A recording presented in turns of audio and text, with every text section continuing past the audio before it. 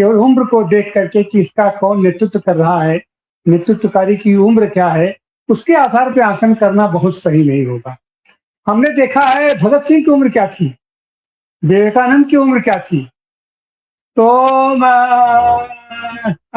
वो जो नेतृत्वकारी हमारे लोग हैं, युवा है, उसकी उम्र क्या है, उसके आधार पर वो करना उचित नहीं है। लेकिन हम लोगों ने देखा है कि भारत में ही शायद पहली बार छात्रों के नेतृत्व में आंदोलन हुआ था, उसकी सरकार बनी। हम चर्चा करेंगे असम की, लेकिन फिर उसके बाद उसका असर क्या हुआ। अमूमन हम देखते हैं कि जो राजनीतिक लोग हैं उनके पीछे युवा शक्ति ही वो आक्रामक ऊर्जा है जो उसको संचालित कर पाती है। गांधी भी सफल तभी हुए जब ऑल इंडिया स्टूडेंट फेडरेशन और ऐसे विद्यार्थी संगठन और ऐसे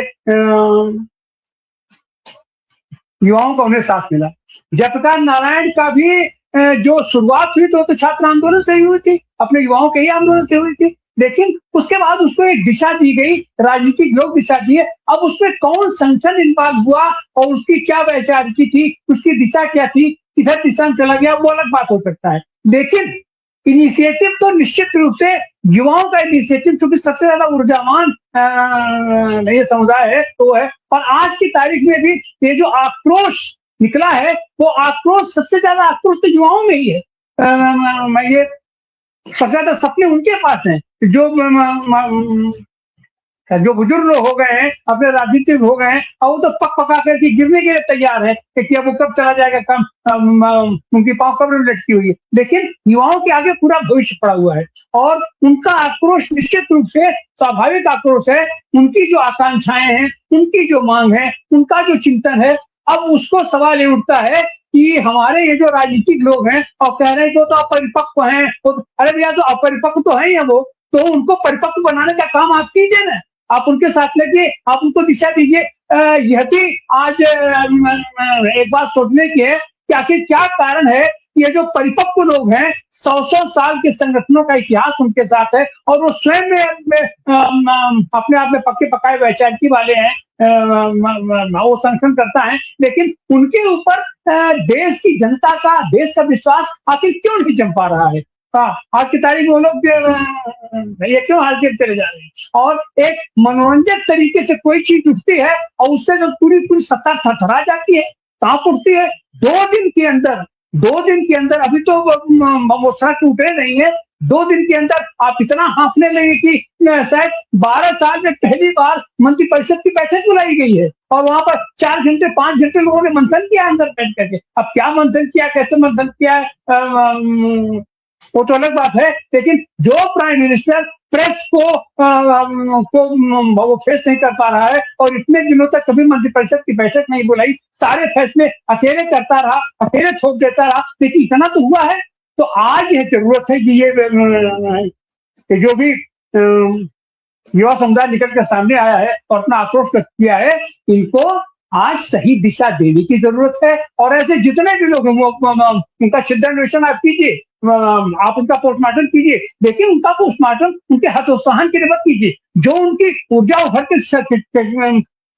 के सामने आई है, आप उसके पीछे अपने वैचारिक अपना ज्ञान के आधार पर, सांगठनिक ज्ञान के आधार पर आप उनको ज्ञान दीजिए, आप उनको दृष्टि दीजिए, आप उनको संसद दीजिए, आप उनको रास्ता बनाइए, आप उनको दिशा दीजिए। तो निश्चित रूप से ये जो ऊर्जा निकल के आई है, ये सही माने में व्यवस्था परिवर्तन की ओर लक्षित है, व्यवस्था परिवर्तन की ओर इसकी इच्छा शक्ति दिखाई पड़ रही है और इसका एक बेहतरीन उपयोग हो सकता है। क्योंकि इन्होंने जो भी अपना पॉइंट दिया है, जो भी दर्शन दिया है, वो निश्चित रूप से व्यवस्था परिवर्तन की ओर इशारा करता है, समझौते की ओर इशारा नहीं करता है। जी सर। जी बहुत शुक्रिया। मेरा जो मैंने, क्योंकि जैसे मैं मुल्तापी का आंदोलन शुरू हुआ और बिल्कुल उम्मीद नहीं थी कि इसके अंदर 75,000 किसान जुड़ जाएंगे। जनरल एक मीटिंग बुलाई और ये बढ़ते बढ़ते जो है इसके अंदर 7 दिन के अंदर 75,000 किसान जुड़ गए।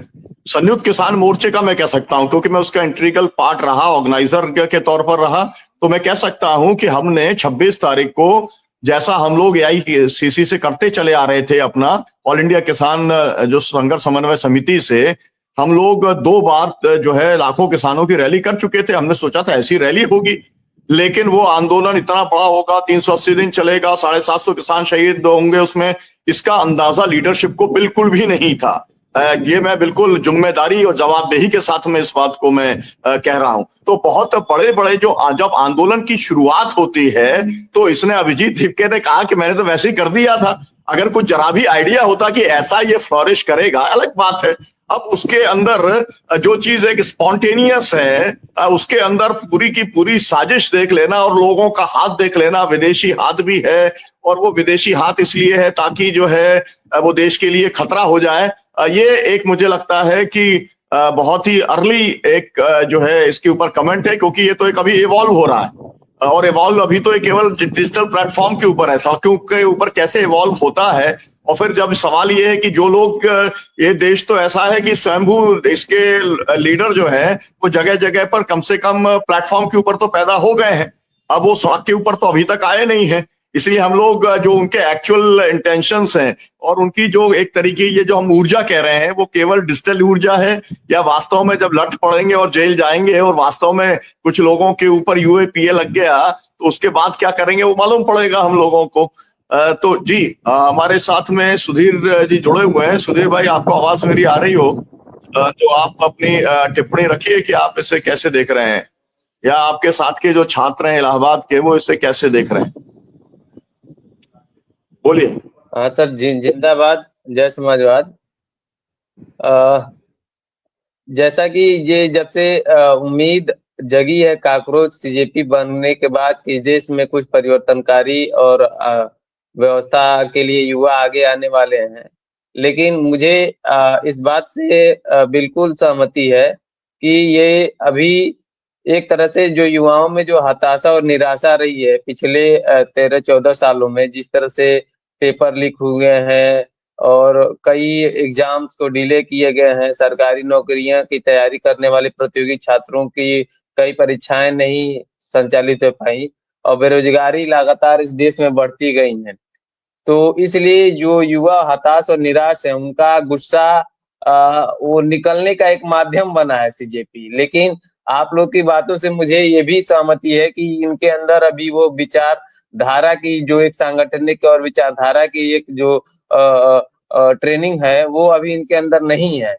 तो उनकी एक गुस्सा है, जो गुस्सा बस निकला है, लेकिन अब गुस्सा अगर सड़कों पे आएगा तो किस तरह से आएगा, और इसके पीछे कई बड़ी ताकतें भी लग चुकी हैं, साम्राज्यवादी और पूंजीवादी ताकतें भी इसके पीछे लग चुकी हैं। तो मेरा ये मतलब है, ऐसा उम्मीद तो है नहीं कि अभी सड़क पे युवा आ जाएं और इस तरह से, मतलब जिस तरह से जयप्रकाश आंदोलन नारायण के आह्वान पे हुआ था, तो वो पूरी सड़क पे लोग आ गए, जेलों में गए और व्यवस्था परिवर्तन के लिए काम किए। लेकिन इस सीजेपी से मुझे कोई उम्मीद नहीं दिखाई दे रही है, क्योंकि वैचारिक जो स्पष्टता है वो तो है ही नहीं, और बस युवाओं का एक तरह से जो गुस्सा है, फ्रस्ट्रेशन है सरकार के खिलाफ, वो वहाँ रिलीज हुआ है। तो मुझे अभी इस तरह से कोई नहीं दिखाई दे रहा है कि सड़क पे आके और युवा कुछ बदलेंगे, और दिशाहीन है और विचारहीन है। बस इस तरह समझिए कि ये एक गुस्सा है, गुस्सा निकला है। जी बहुत बहुत शुक्रिया। हम इस पे चर्चा अपनी जारी रखेंगे। एक बात के ऊपर सबकी सहमति है कि युवा वर्ग आक्रोशित है और वो अपने गुस्से का इजहार जो है डिजिटल प्लेटफॉर्म के ऊपर कर रहा है, और ये भी बात एकदम स्पष्ट है कि वो जो गुस्सा है वो इस सिस्टम के खिलाफ है जिसने उसे कॉकरोच बना दिया है। और मेरा तो ये भी एक सवाल है कि सीजीआई साहब इसके ऊपर कैसे रिएक्ट कर रहे हैं ना। मैंने तो पहले दिन कहा था, जब पहले दिन से जिस दिन उन्होंने कॉकरोच कहा, मैंने कहा कि आपके सामने सीजीआई साहब, आपके सामने विकल्प है, खेद प्रकट करिए, माफी मांगिए, रिजाइन करिए, या आपके खिलाफ में महाभियोग चले। अब अभी तक कुछ भी नहीं हुआ है। वो उन्होंने केवल उसके ऊपर उसको एक तरीके से कहा है कि भाई मेरा मायना ये नहीं था, इतनी तक ही बात आई है।